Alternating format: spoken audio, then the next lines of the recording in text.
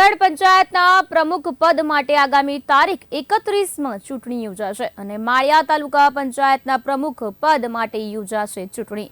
ભાજપ દ્વારા પૂર્વ પ્રમુખ ભાવનાબેન દિલીપસિંહ સિસોદિયાને મળ્યું મેન્ડેટ। તાલુકા વિકાસ અધિકારી દ્વારા આગામી તારીખ 31ના પ્રમુખ પદ માટેની ચૂંટણી જાહેર કરાઈ। હાલ તાલુકા પંચાયતમાં કુલ 20 સદસ્યોમાં 14 અને ભાજપના 4 कांग्रेस અને 1 આમ આદમી પાર્ટીના સદસ્યો, 4 कांग्रेस અને 1 આમ પાર્ટીના સદસ્યો જૂનાગઢ પંચાયતના પ્રમુખ પદ માટે આગામી તારીખ 31મીના ચૂંટણી યોજાશે। માળિયા તાલુકા પંચાયતના પ્રમુખ પદ માટે યોજાશે ચૂંટણી। ભાજપ દ્વારા પૂર્વ પ્રમુખ ભાવનાબેન દિલીપસિંહ સિસોદિયાને મળ્યું મેન્ડેટ। તાલુકા વિકાસ અધિકારી દ્વારા આગામી તારીખ 31મીના પ્રમુખ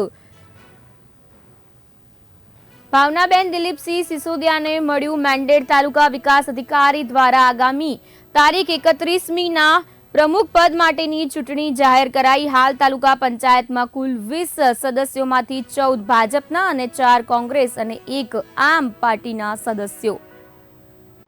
અમારા માળિયાટીના તાલુકા પંચાયતના પ્રમુખની ચૂંટણી હતી, જેમની અંદર જનરલ સ્ત્રીમાં અમારે આજે સર્વાનુમતે ભાવનાબેન નરેન્દ્રભાઈ ઉર્ફે દિલીપભાઈ સિસોદિયા બિનહરીફ તાલુકા પંચાયતના પ્રમુખ તરીકે બધા જ સદસ્ય તાલુકાના સર્વસંમતિથી અમે ભાવનાબેન સિસોદિયાજીનું પ્રમુખ તરીકે નિમણૂક કરવામાં આવેલ છે, જેમની અંદર જૂનાગઢ જિલ્લા ભારતીય જનતા પક્ષ પ્રમુખ શ્રી કિરીટભાઈ પટેલ દ્વારા ઝોન પ્રભારી આપણા જિલ્લાના મહામંત્રી કડાણી સાહેબ પણ અહીંયા મેન્ડેટ લઈને આવ્યા છે અને એમાં વ્હીપ પણ જાહેર કરવામાં આવેલ છે।